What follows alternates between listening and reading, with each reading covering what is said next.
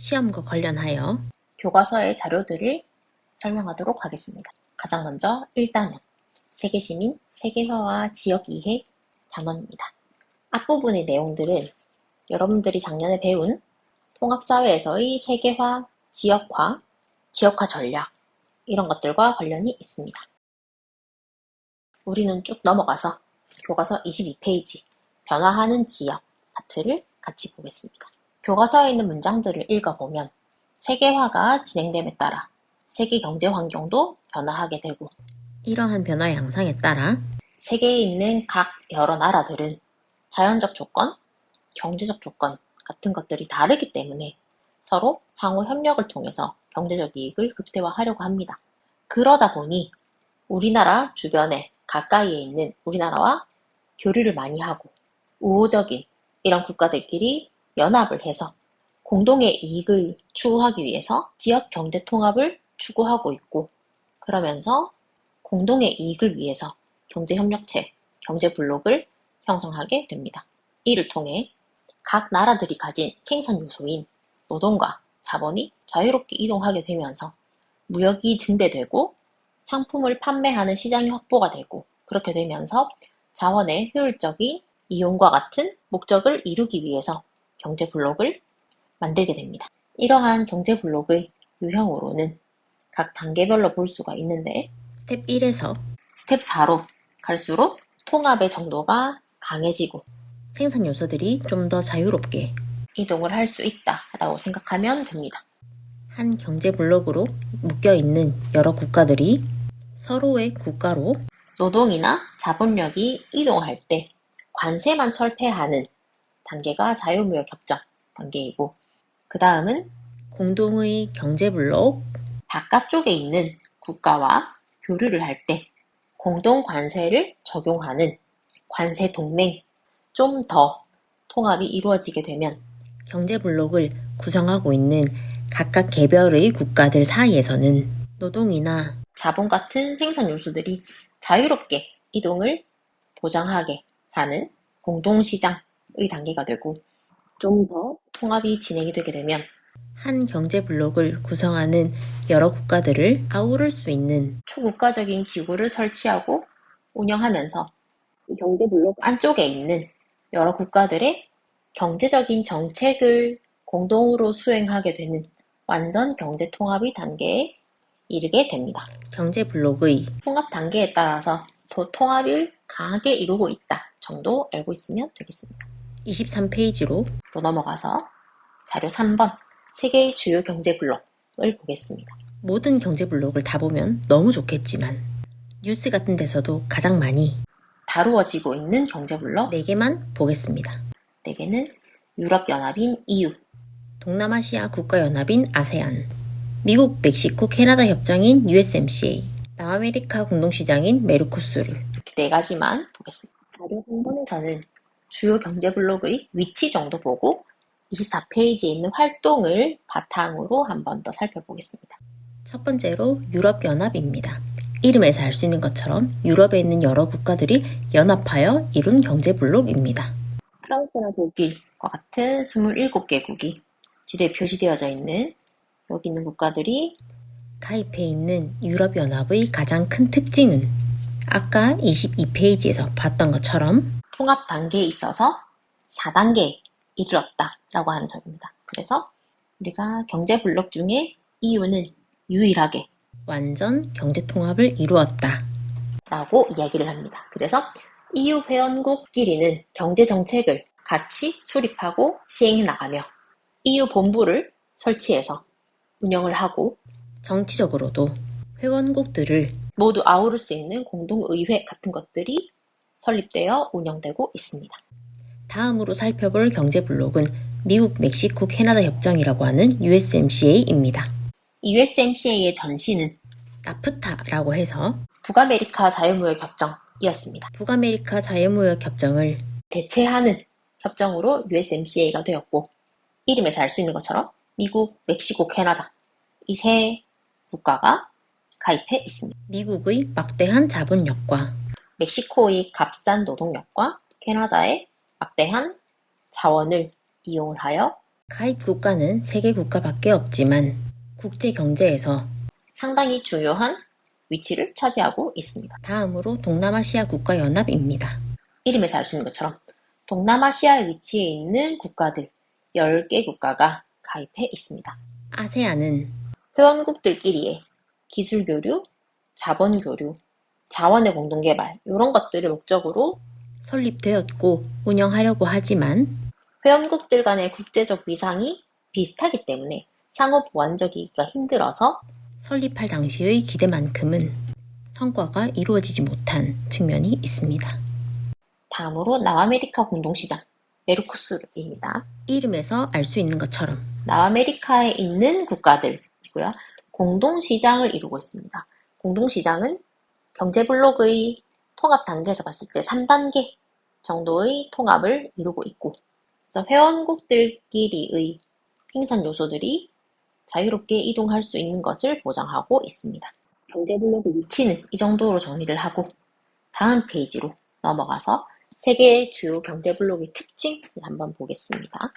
우리가 아까 보기로 했었던 EU, 아세안, USMCA, 메르코스르. 이렇게 4개 경제 블록의 특징만 수치로 살펴보겠습니다. 첫 번째로 역내 무역액과 역외 무역액을 보면 역내 무역액은 하나의 경제 블록 안에 있는 회원국들끼리 무역하는 것의 총액을 이야기를 합니다. 역외 무역액은 경제 블록과 다른 국가들 간의 무역한 거래액을 나타냅니다. 여러 경제 블록들 중에서 역내 무역액이 가장 높은 경제 블록은 EU입니다. 회원국이 가장 많기도 하고 회원국들끼리 서로 특화되어져 있는 상보적이고 이질적인 측면이 있기 때문에 회원국들끼리도 무역을 많이 합니다. 그 다음은 USMCA이고 아세안과 메르코스르는 역내 무역액이 낮은 걸로 유추해 보건대 아세안과 메르코스르의 회원국들은 산업 구조가 비슷한 측면들이 있다. 그래서 서로 무역하기에는 내가 잘하는 물건을 저쪽 나라도 잘하기 때문에 상대적으로 무역이 활발하지 않다라고 이야기할 수 있겠습니다. 다음으로 역외 무역액을 보겠습니다. 역외 무역액도 EU가 가장 많습니다. EU의 회원 국가들이 27개 국가로 가장 많기도 하고 유럽에 있는 국가들은 산업이 발달한 국가들이 많기 때문에 전 세계 여러 국가들과 무역을 많이 하고 회원국들 간의 상품, 자본, 노동력, 경제 요소들의 자유로운 이동이 보장되고 경제적인 통합 정도가 가장 높기 때문에 국가들끼리 협력을 해서 무언가를 만들어서 다른 국가와 교류를 할 수도 있기 때문입니다. 그 다음 많은 곳이 USMCA입니다. USMCA는 회원국가가 3개국밖에 없지만 21세기 현재 경제 1위 국가인 미국과 미국이 부족할 수 있는, 미국에서 경쟁력이 떨어질 수 있는 요소들을 보완해줄 수 있는 지리적 인접성을 가진 국가들과 연합을 해서 경제 협력을 하기 때문에 역외 무역액이 많습니다. 그 다음이 아세안과 메르코스르가 뒤를 잇고 있다. 이렇게 보면 되겠습니다. 두 번째 그래프는 각 경제 블록의 총 인구와 인구 증가율입니다. 우리가 보기로 한 경제 블록들 중에 인구가 가장 많은 경제 블록은 아세안입니다. 아시아에 있는 국가들이 인구가 많고 인구 성장률이 높은 특징이 있기 때문입니다. 그 다음은 USMCA가 있는데 USMCA의 회원 국가인 미국의 인구수는 대략 3억 5천만 명이고 멕시코의 인구수는 대략 1억 5천만 명 가까이 되기 때문에 인구가 많은 두 개의 국가가 있어서 회원 국가 수는 가장 적지만 인구 수는 많은 특징이 있습니다. 그 다음에 EU는 27개 국가가 있지만 유럽은 인구가 줄어들고 있는 국가가 많기 때문에 그 다음을 차지하고 메르코스르가 우리가 보기로 한 경제블록 4개 중에서는 인구수가 가장 적습니다. 다음으로 산업별 1차 산업, 2차 산업, 3차 산업 이 산업별 생산액 비율과 역내 총생산 역내 총생산부터 보겠습니다. 역내 총생산은 USMCA가 가장 많은 생산액을 나타내고 있으므로 가장 돈을 많이 버는 경제 블록이 된다. 이렇게 이해하면 됩니다. 그 다음이 EU 아세안과 메르코스르는 수준이 약간 비슷한 정도에 있습니다. 다음으로 산업별 비율을 보면 우리가 흔히 알고 있는 선진국이 많이 있는 유럽과 미국이 있는 EU와 USMCA는 3차 산업이 굉장히 많은 비율을 차지를 합니다. 그 다음 2차, 1차 순으로 나열을 할 수가 있고 아세안과 메르코스루도 분명히 3차 산업이 각 경제 블록에서 가장 높은 비율을 차지하고 있지만 1차 산업의 비중이 EU나 USMCA에 비해서 좀 높은 편을 차지를 하고 있습니다. 경제 블록의 위치, 지도와 함께 위치를 보고 통계 자료에서 우리가 보기로 한 경제 블록의 순위 정도를 꼭 봐주기 바랍니다. 아래쪽에 있는 교과서 문제를 볼 건데 문제를 볼 때는 위에 있는 그래프도 표에 있는 모든 자료를 활용해서 문제를 풀어보도록 하겠습니다. 첫 번째로 무역 구조입니다. 총 무역액이 가장 많은 경제 블록은 EU입니다. 유럽연합이라고 적어도 됩니다. 다음으로 역내 무역액이 가장 높은 경제 블록 마찬가지로 EU. 그 이유는 EU의 통합 정도가 가장 높기 때문에 생산 요소들이 가장 자유롭게 이동을 할 수 있고 정치적, 경제적 통합 정도가 가장 높기 때문에 하나의 일관된 방향으로 경제 활동을 진행할 수 있기 때문입니다. 이거를 조금 있어 보이는 표현으로 정리를 해보면 EU 회원국들 간에는 생산 요소인 자본과 노동력뿐만 아니라 상품도 자유로운 이동이 보장되는 등 경제 통합의 정도가 가장 높기 때문입니다. 두 번째, 총 인구와 인구 증가율 보겠습니다. 총 인구가 가장 많은 경제 블록은 SAARC입니다. 한국어로는 남아시아 지역 경제 협력 연합입니다. 전 세계에서 인구가 가장 많은 국가인 인도를 포함하여 인구 1억 명 이상의 인구 대국들이 많이 모여있기 때문입니다. 그리고 인구 증가율이 가장 높은 경제 블록은 아프리카 대륙 자유무역 협정입니다. 다음으로 지역 성장 잠재력과 시장 규모의 확대 가능성이 높을 것으로 예상되는 경제 블록은 아프리카 대륙 자유무역 협정입니다. 그 이유는 생산 요소 중 노동력, 즉 인구수는 생산과 소비에 모두 영향을 미치므로 경제 성장에 차지하는 부분이 상당히 큽니다. 그런데 아프리카를 제외한 대부분의 다른 대륙에서는 모두 인구가 줄어들고 있고 인구 성장률이 감소되고 둔화되고 있는 추세이기 때문에 노동력이 증가할 것으로 예상이 되는 아프리카 대륙 자유무역 지대의 성장 잠재력, 시장 규모의 확대 가능성이 가장 높을 것으로 많은 학자들이 예측하고 있습니다.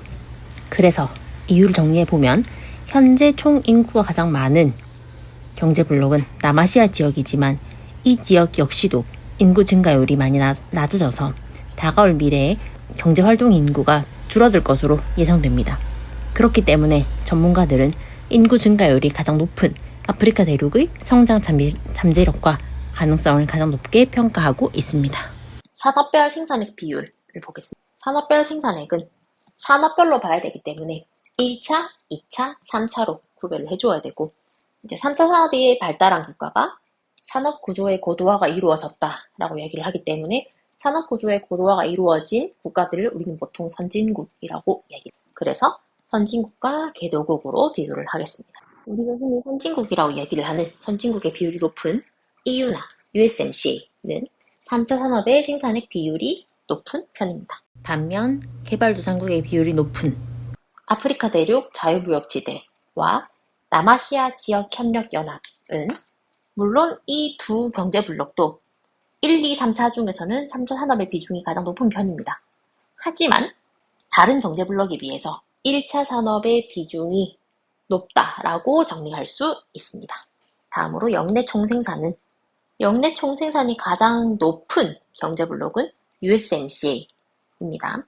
USMCA 회원국들 중에서 경제활동을 주도적으로 담당하고 있는 국가는 미국입니다. 그래서 미국이 포함된 USMCA의 역내 총생산이 가장 많다라고 정리할 수 있고 역내 총생산이 가장 적은 경제 블록은 하위권의 순위 다툼이 치열하긴 하지만 아프리카 대륙 자유무역지대와 메르코스루가 굉장히 낮은 편입니다. 그래서 아프리카 대륙 자유무역지대의 역내 총생산이 적은 이유는 다른 경제 블록들보다 선진국의 개수가 거의 없다시피 하고 거의 다 개발도상국 국가들로 이루어져 있기 때문입니다. 메르코스루의 역내 총생산이 적은 이유는 회원국들의 국가 수가 적기도 하지만 이 회원국들이 인구 규모가 상대적으로 적기 때문에 노동력이 부족하면 당연히 생산액과 생산량이 적을 수밖에 없겠죠. 그래서 역내 총생산이 낮게 나타나게 됩니다. 이어서 다음 페이지에 나오는 분리주의 운동 관련해서 자료들을 보도록 하겠습니다. 분리주의 운동이란 하나의 국가로 속해 있는 특정 소수민족 등 소수 집단들이 해당 국가와 동등한 위치나 지위를 달라고 요구하거나 혹은 해당 국가에서 분리되어 새로운 국가로 독립을 하겠다라고 요구를 하는 것을 이야기를 합니다.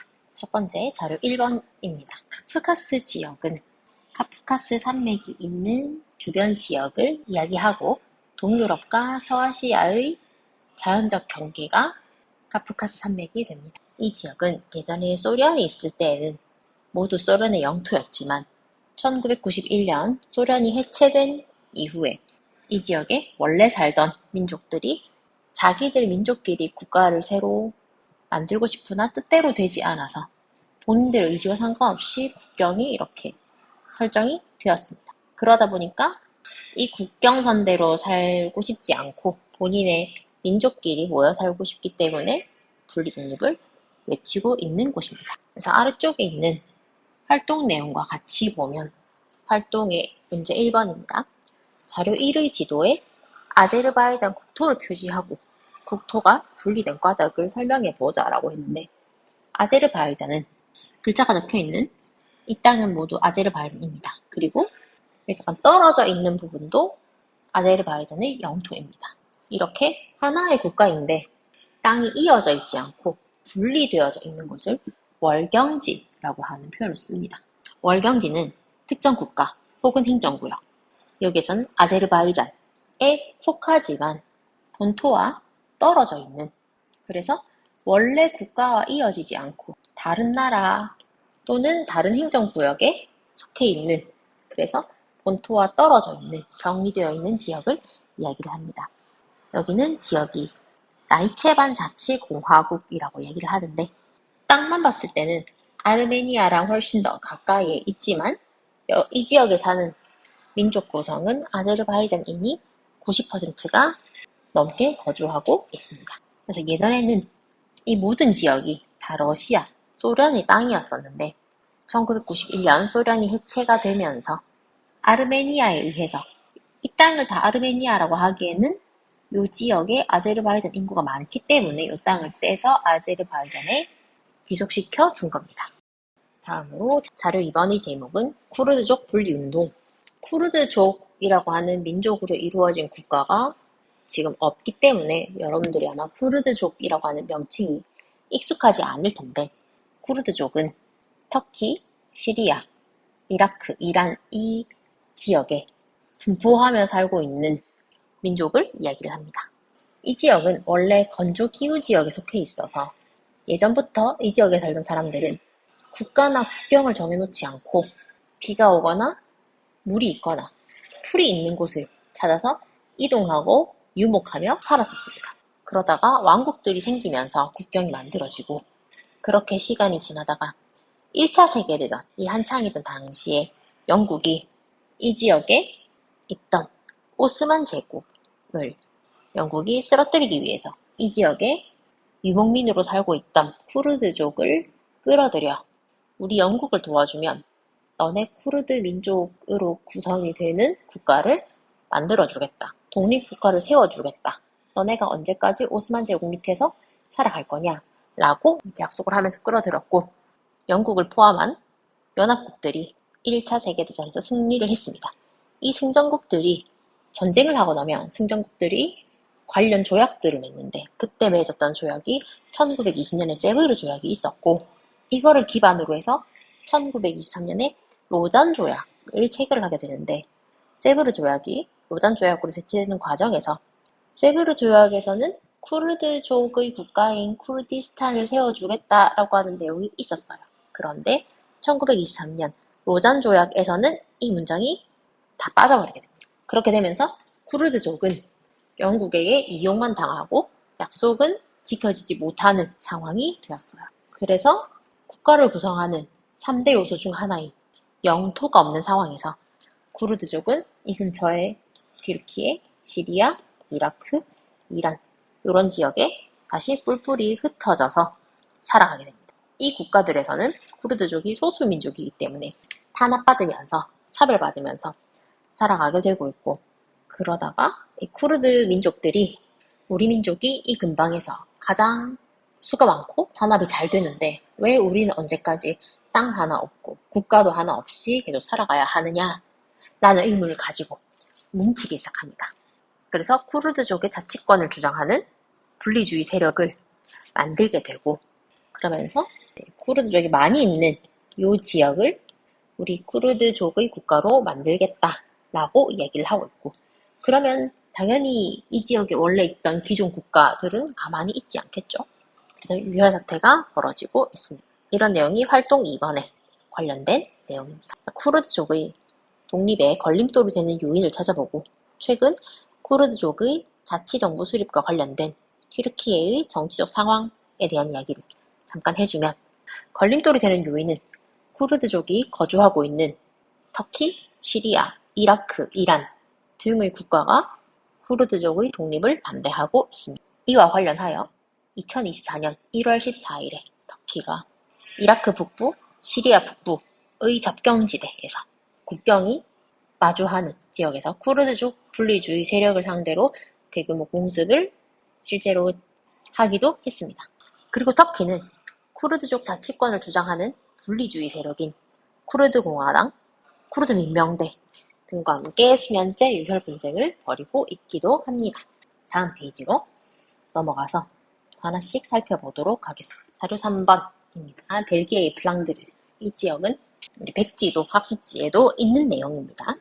벨기에는 1831년에 네덜란드의 식민지였다가 독립을 했습니다. 그런데 이 벨기에는 남쪽 지역의 사람들이 사용하는 언어랑 북쪽 지역의 사람들이 사용하는 언어가 달라서 지역 감정이 좀 심한 편입니다. 네덜란드로부터 독립을 하던 당시에는 중화학공업이 산업의 중심지였던 시대였기 때문에 남쪽에서 석탄산업, 철강산업을 주도했었기 때문에 이 산업들의 중심지였던 프랑스어를 사용하는 wallonia 지역이 벨기에 전체의 주도권을 잡았었어요. 그런데 현재는 물류나 화학 같은 지식 기반 산업이 발달을 하게 되고, 그래서 해상물류가 좀 더 편하기도 한 플랑드르 지방을 중심으로 경제적으로 주도권을 잡게 되었습니다. 그래서 플랑드르 사람들이 많이 내는 세금을 가지고 이거에 대한 혜택으로 남쪽에 있는 wallonia 사람들이 의존을 하는 그런 상황이 발생을 하게 되는 겁니다. 그래서 옆에 있는 지도를 보면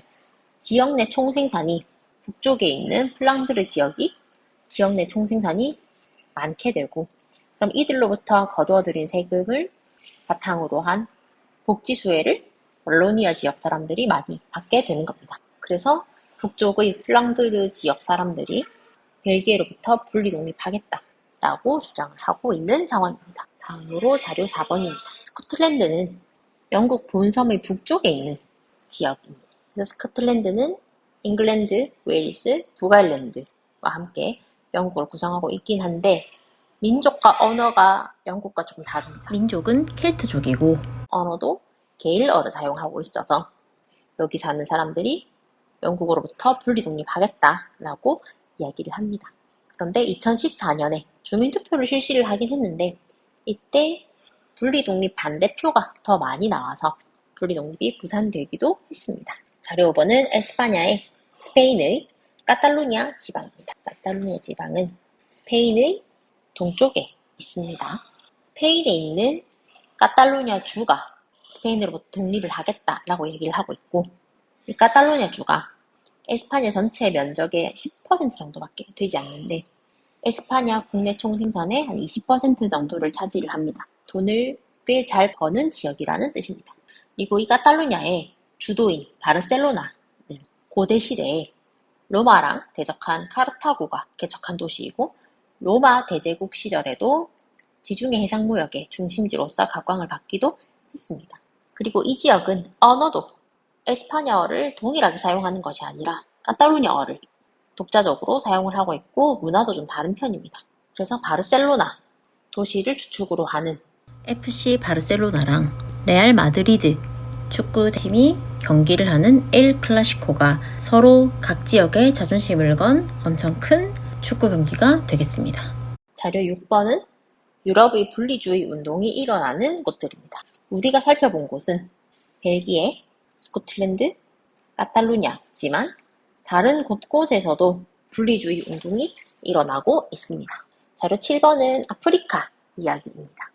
아프리카 지도를 보다 보면 국경선이 이렇게 직선으로 이루어져 있는 곳들이 굉장히 많이 있는 걸 볼 수가 있습니다. 한두 번쯤 의문을 가졌을 수도 있는데 아프리카는 대항해 시대 이후로 해서 유럽 열강의 식민지였던 곳들이 굉장히 많이 있죠. 그러다가 2차 세계대전 이후에 아프리카 국가들이 거의 다 독립을 하게 됩니다. 그런데 아프리카 대륙의 분리 독립을 결정하는 식민 지배를 하던 국가라 그 시절의 강대국인 독일, 영국, 프랑스, 러시아, 일본, 벨기에 등 14개국 대표자들이 모여서 콩고 분지를 둘러싼 이해 갈등을 중심으로 아프리카 식민지 분할을 공식화하는 그런 회의를 진행했는데 이 회의에서 아프리카 대륙에 거주하는 사람들의 실질적인 이해관계를 대표할 수 있고 말할 수 있는 아프리카의 지도자는 단 한 명도 참석하지 못한 채 선진국들의 일방적인 결정으로 진행이 되었습니다. 그래서 이 베를린 회의 결과 아프리카의 국경선이 결정이 되었는데 이 지역의 실질적인 이해 없이 국경선을 정하다 보니 초록색 점선으로 이루어지는 민족 분포를 중심으로 국경선이 그어진 게 아니고 서구 열강들의 편의대로 국경선이 만들어지는 이런 불상사가 일어나게 되었고 그러다 보니 같은 민족이 서로 다른 국가로 분리가 되거나 하나의 국가에 여러 민족들이 살게 되면서 지역 분쟁의 원인이 되고 있고 아직까지 지역 갈등이 일어나고 있습니다. 아프리카의 지역 갈등 중 하나인 나이지리아를 보도록 하겠습니다. 나이지리아는 아프리카 대륙에서 종교, 언어의 점이지대에 위치하고 있습니다. 그래서 여러 민족들이 분포해서 살고 있는데 이 민족들의 분포를 기준으로 국경선이 만들어진 게 아니기 때문에 이 서로 다른 여러 민족들이 그냥 하나의 국가에 속해서 살아가야 합니다. 그리고 종교 분포를 보면 나이지리아의 북쪽은 이슬람교 신자 비율이 50%가 넘습니다. 아프리카 대륙의 북쪽인 북부 아프리카 지역은 이슬람교도들의 비율이 높습니다. 그런데 사하라 사막 이남의 아프리카 대륙 지역은 크리스트교 신자의 비율이 높단 말이죠. 그런데 나이지리아는 북쪽은 이슬람교 신자의 비율이 높은데 남쪽은 크리스트교 신자의 비율이 높습니다. 서로 다른 종교를 지금 하나의 국가로 묶어놨기 때문에 서로 다른 종교들이 갈등을 일으키게 됩니다. 다음으로 이스라엘 팔레스타인 분쟁 보겠습니다. 이스라엘 팔레스타인 분쟁은 이 분쟁과 갈등의 처음을 역사적으로 언제까지 거슬러 갈 것이냐라고 하는 문제가 아직까지 결론이 나지 않은 분쟁입니다. 이스라엘이 있는 이스라엘을 포함한 이 일대의 지역을 팔레스타인이라고 합니다. 그런데 팔레스타인 지역이 생기기 훨씬 이전부터 유대인이라고 하는 민족들은 이 지역에 본인들이 살았고 유대인들이 믿는 민족 종교인 유대교의 신이 우리 민족 보고 여기에 살라고 했다. 그런데 우리가 다른 국가의 식민 지배를 받느라 다른 지역에 끌려갈 동안 너네 팔레스타인 민족들이 여기 와서 우리 선조들의 땅에 너네가 집을 짓고 농사를 짓고 살고 있네. 우리 선조들의 땅 내놔라. 요렇게. 그래서 이게 끝나지 않은 채 역사적인 시간이 흐르고 있었고 2차 세계대전 당시에 연합국 측이 전쟁을 하느라 돈이 많이 필요했고 유대인들은 장사나 고리대금이나 이런 것들로 부를 많이 쌓아놓은 상태였어요. 그래서 유대인들에게 약속을 합니다. 우리가 지금 전쟁하는데 돈이 많이 필요한데 너네 유대인들이 우리를 금전적으로 지원을 해주면 너네가 도와주면 우리가 전쟁을 이길 거고 전쟁을 이기면 너네가 원하는 그 신으로부터 약속받은 땅에 우리가 너네 국가를 만들어줄게 라고 약속을 합니다. 그래서 유대인들이 금전적인 지원을 많이 해주고 연합국이 이겼어요. 그래서 연합국이 이 지역에다가 이스라엘이라는 국가를 세워줍니다. 이 지역에 살고 있던 팔레스타인 사람들을 쫓아내고 야 여기는 이제 유대인의 국가인 이스라엘 건국해야 되니까 너네 비켜라고 하고 국가를 만들어줍니다. 그러니까 팔레스타인에 살고 있던 팔레스타인인들은 아니 우리 아버지랑 우리 할아버지 때부터 계속 여기 살았었는데 갑자기 유대인들이 자기네들 종교에서 신이 약속한 땅이라고 갑자기 우리 보고 비키라고 하네? 내가 잘 살고 있었는데? 이렇게 하면서 전쟁을 4번 정도 일으켜요. 그런데 이스라엘이 전쟁에서 이기게 됩니다.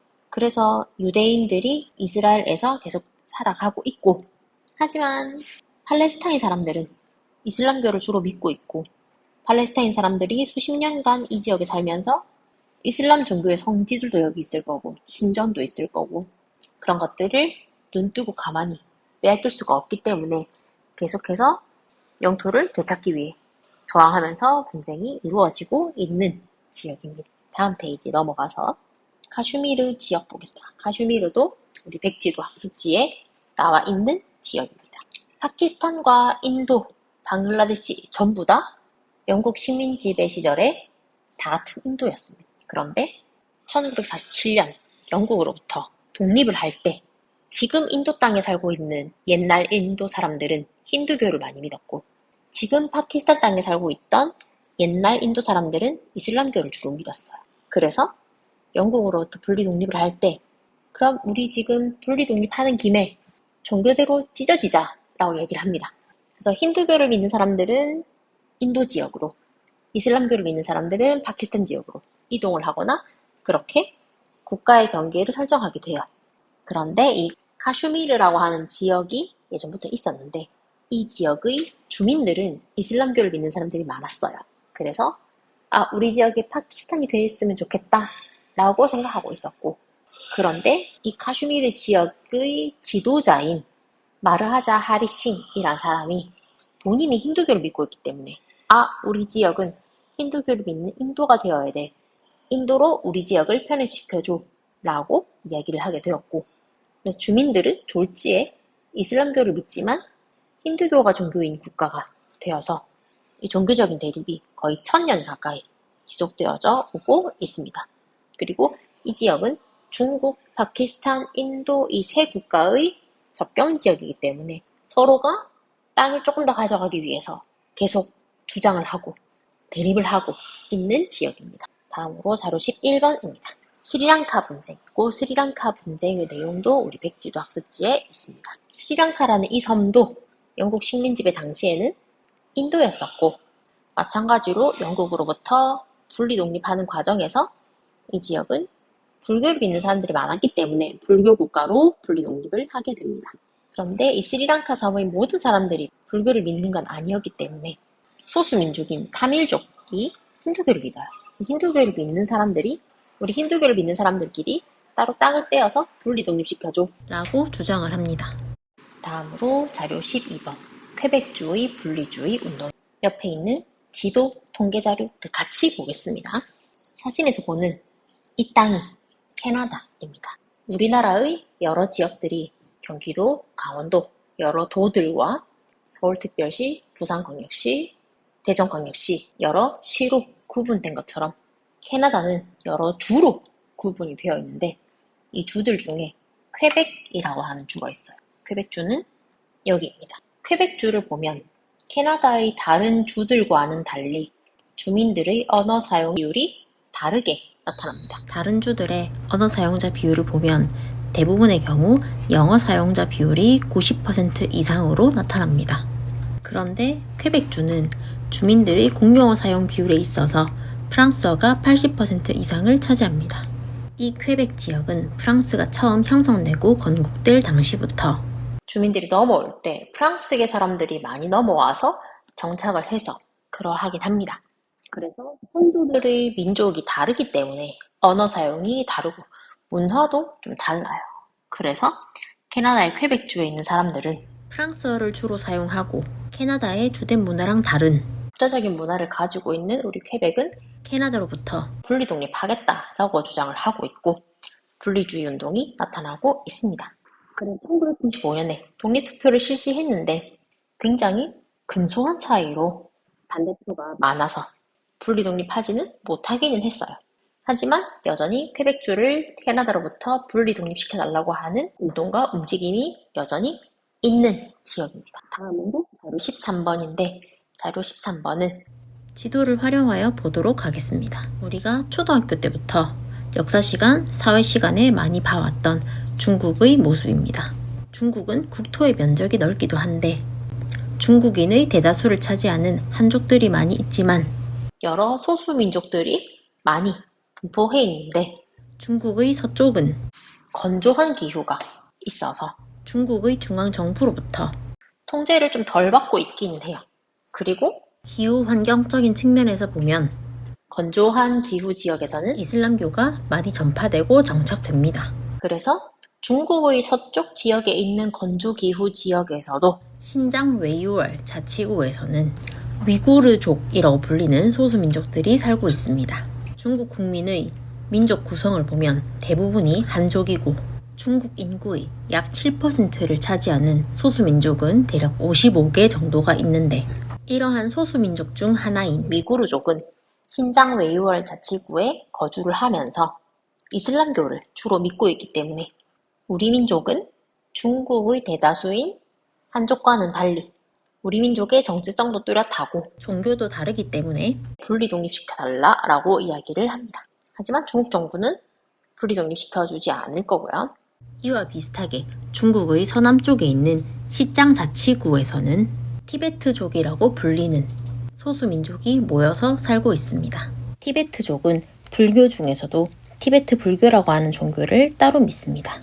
이 티베트족들이 따로 모여 사는 시장 자치구는 원래 중국이 아니었지만 1950년대 이후에 중국이 합병되었고 중국이 문화 대혁명을 진행하는 과정 중에 티베트족들이 믿는 티베트 불교의 여러 불교 사찰들이 파괴가 되었습니다. 이런 과정을 겪으며 티베트족은 중국으로부터 독립하고자 하는 목표를 세우고 여러 노력을 해오고 있고 이 티베트족의 지도자인 달라이 라마라고 하는 유명한 스님이 있는데 이분이 인도에 망명 정부를 따로 세우기도 했습니다.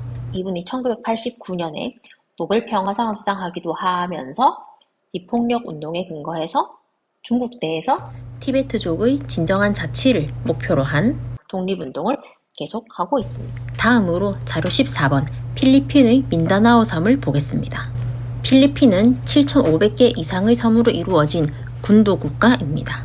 필리핀은 많은 섬에 많은 민족들이 부족을 이루며 살았지만 대항해 시대 이후 서양 열강들의 침략을 받으면서 주민들의 대부분이 크리스트교를 전파받고 믿고 있어요.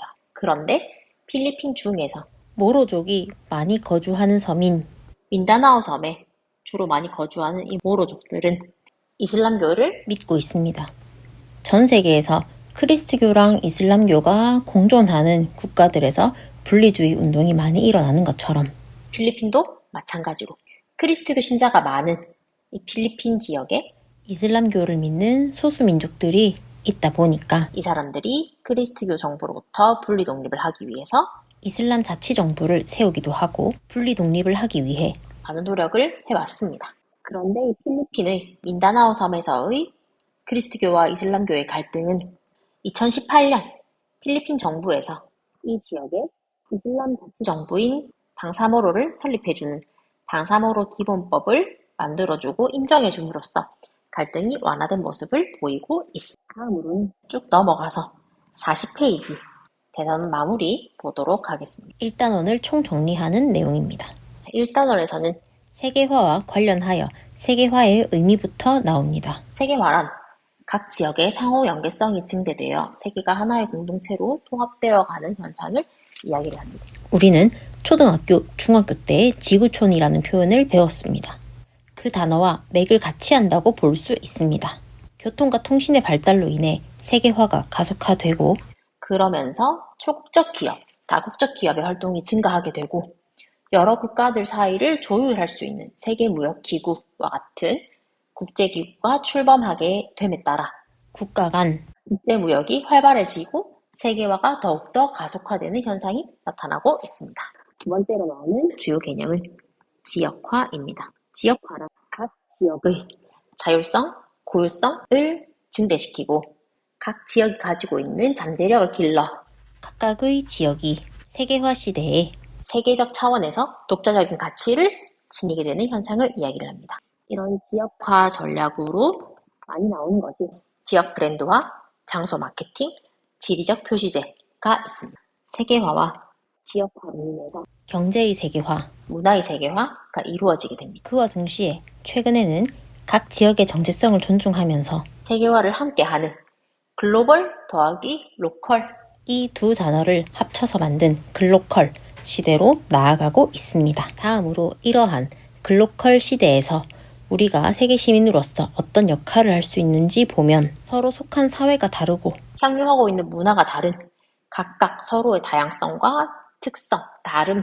존중하면서 상대주의적인 태도와 관용적인 이해 자세를 지녀야 합니다. 그리고 글로컬 시대의 세계 시민은 지속 가능한 발전, 다문화를 인정해주고 환경을 보호하는 가치 등을 중요하며 살아갈 수 있어야겠습니다. 변화하는 지역에서는 지역 경제 통합 측면에서 여러 경제 블록을 살펴보았습니다. 그래서 우리가 살펴본 거는 유럽연합인 EU, 미국, 멕시코, 캐나다 협정인 USMCA, 동남아시아 국가연합인 아세안, 남아메리카 공동시장인 메르코수르 이렇게 4가지 경제 블록을 살펴봤습니다.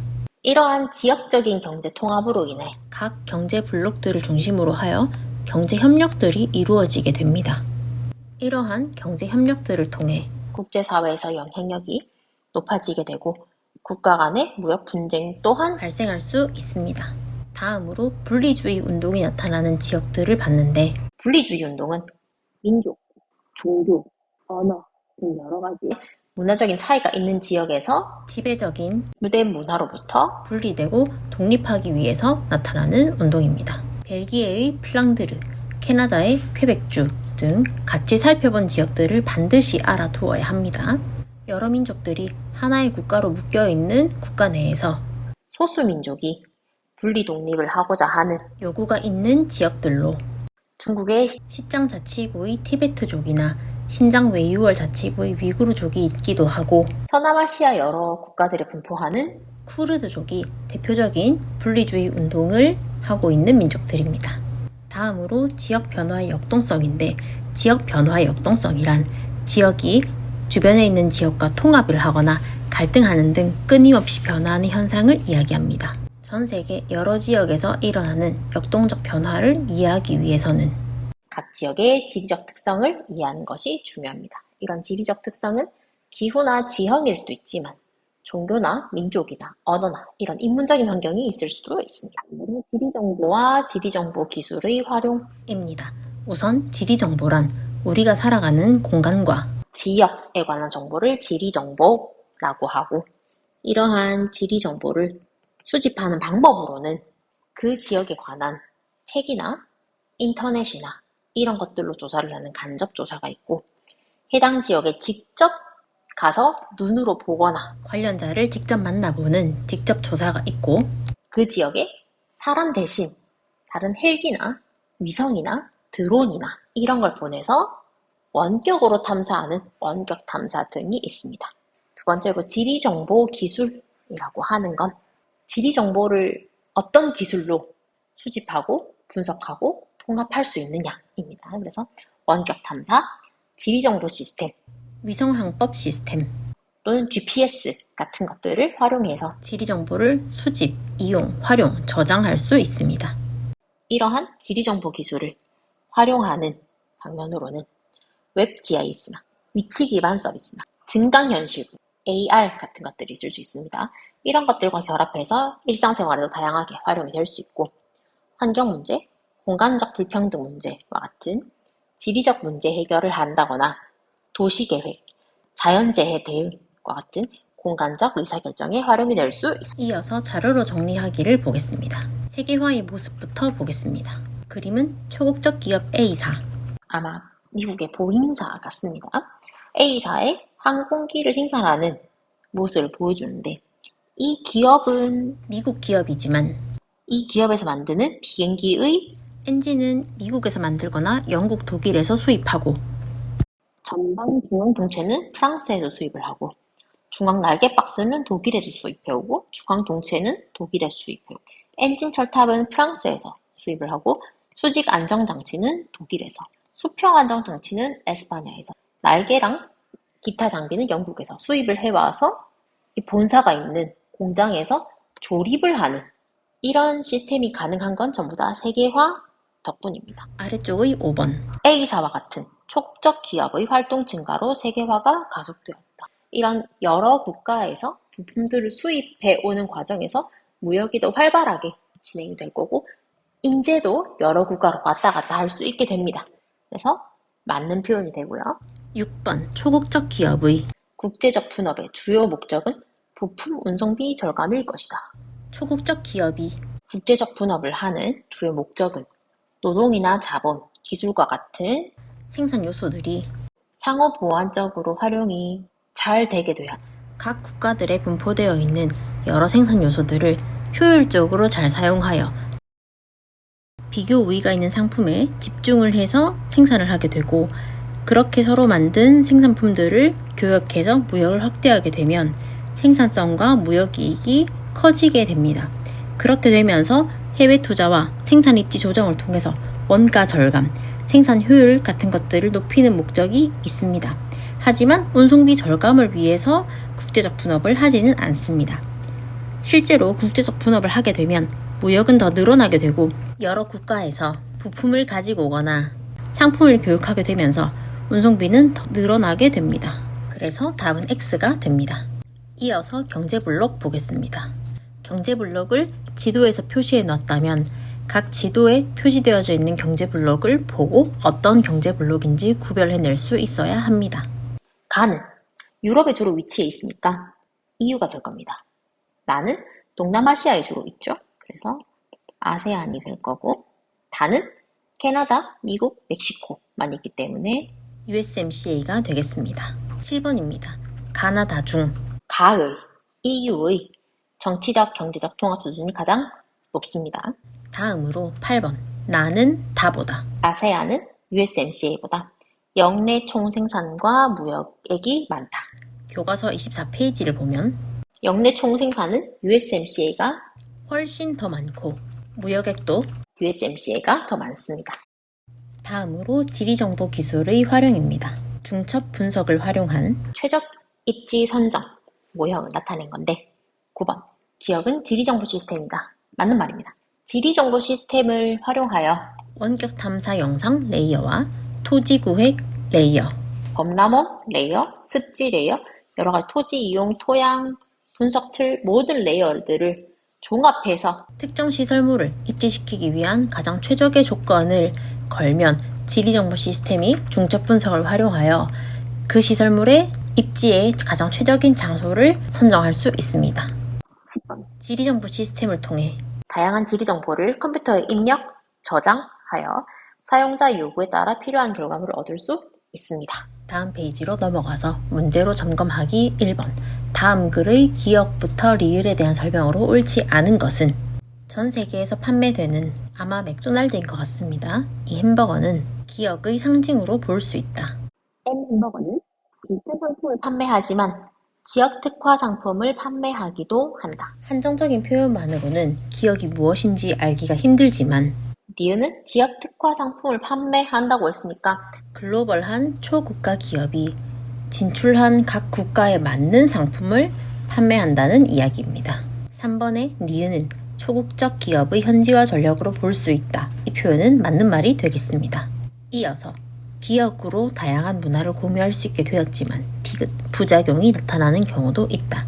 처음부터 지금까지의 문장을 봤을 때 기억에 들어가는 표현은 세계화가 되겠습니다. 그러면 1번 기억, 세계화의 주요 배경은 교통과 통신의 발달이다. 맞는 표현이 되겠습니다. 2번 기억으로 세계화로 지역의 자율성과 고율성이 증대되었다. 이거는 세계화가 아닌 지역화에 대한 이야기입니다.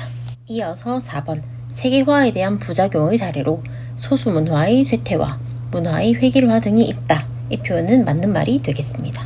제시문을 이어보면 한편 리을은 지역의 생활 양식이나 사회, 문화, 경제활동 등이 세계적인 차원에서 독자적인 가치를 지니게 되는 현상이다.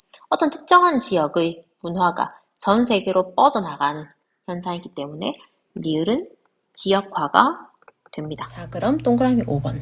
글로컬라이제이션을 통해 기억, 세계화, 리을, 지역화. 효과를 동시에 높일 수 있다. 맞는 말이 되겠습니다. 2번 문제입니다. 다음 자료의 가에 들어갈 내용으로 가장 적절한 것은 주제는 가 사례이고 사례 1번은 아랍에미리트의 두바이는 두바이라고 쓴 영어와 중간에 들어가 있는 아랍어를 동시에 사용해서 다문화 사회를 표현하였다. 사례 2번은 프랑스의 파리에서는 파리라는 글자에 랜드마크인 에펠탑을 활용한 사례입니다. 두 사례 모두 도시의 이름을 CI처럼 상징으로 만들어서 해당 지역의 상품, 서비스, 축제, 랜드마크 같은 것들을 특별한 브랜드로 인식시켜서 지역 이미지를 높이고 지역 경제를 활성화하는 전략으로 지역 브랜드화를 답으로 골라주면 되겠습니다. 다음 3번 문제입니다. 가나 경제블록의 명칭과 경제블록을 형성하는 까닭을 서술하시오. 가에 있는 국기는 EU를 상징하고 나타내는 국기입니다. 이걸 모르더라도 아래쪽에 설명을 보면 대다수의 서부 유럽 국가가 공동의 경제 발전과 번영을 위해 창설하였다. 그래서 가는 EU로 놓고 문제를 풀면 되고 나에 있는 그림은 세 국가의 국기를 합쳐놓은 그림입니다. 제일 왼쪽은 미국의 국기, 두 번째는 멕시코의 국기, 제일 오른쪽은 캐나다 국기의 일부를 합쳐서 그려놓은 표현입니다. 북아메리카 3개국 간의 북아메리카 자유무역 협정, 나프타를 대체한 협정이기 때문에 USMCA라고 하면 됩니다. 서술하라고 표현을 했기 때문에 가는 유럽연합 EU이고 나는 미국, 멕시코, 캐나다 협정 USMCA이다. 국가 간 상호 협력을 통한 경제적, 정치적 이익 극대화 등을 위해 경제블록을 형성한다 라고 정리하면 되겠습니다. 4번입니다. 지도의 가나 지역에서 분리독립 요구가 나타나는 공통적인 까닭을 서술하시오. 가나 분리독립운동하는 지역이나 국가를 쓰라고 할 수도 있습니다. 그것도 한번 정리를 해보면 가는 해당하는 국가가 벨기에이고 가는 플랑드르 지역입니다. 이 플랑드르 지역은 남부의 wallonia 지역으로부터 분리독립을 하려고 합니다. 나 분리독립운동과 관련한 국가는 캐나다입니다. 캐나다의 색칠된 나는 퀘벡주입니다. 가의 벨기에 지역부터 보면 플랑드르 지역은 공용어로 네덜란드어를 사용합니다. 그런데 네덜란드어를 사용하는 플랑드르 지역이 고부가 가치의 지식산업이 발달하면서 공용어로 프랑스어를 사용하는 남부의 wallonia 지역보다 소득 수준이 높습니다. 그래서 분리독립하고 싶어요.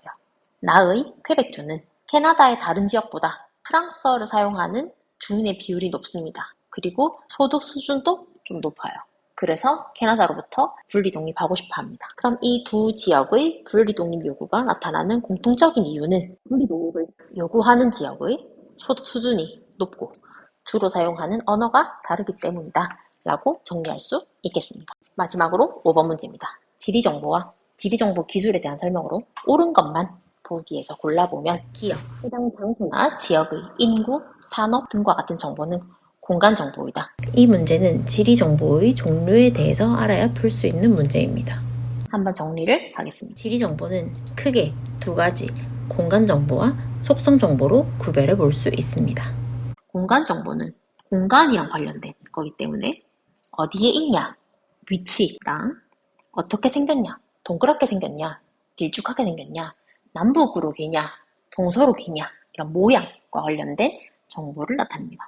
속성 정보는 위치랑 모양을 뺀 모든 나머지 정보를 다 이야기를 합니다. 그럼 보기 기억에 나타나 있는 인구, 산업, 위치나 모양이 아니기 때문에 공간 정보가 아니고 속성 정보라고 해야 됩니다. 니은, 지역의 종교별 신자 비율은 원격 탐사를 통해 수집할 수 있는 지리 정보이다. 원격 탐사란 나를 대신해서 무인기나 드론이나 헬기나 위성을 띄워서 지리 정보를 수집하는 겁니다. 그런데 헬기나 위성이나 드론 같은 거는 해당 지역의 사람들이 어떤 종교를 믿는지를 조사할 수 없어요. 그래서 위에는 틀린 표현이 되고 디귿, 지리정보 시스템의 중첩 분석을 활용하여 최적의 입지 정보를 선정할 수 있습니다. 그래서 답은 3번 디귿이 됩니다.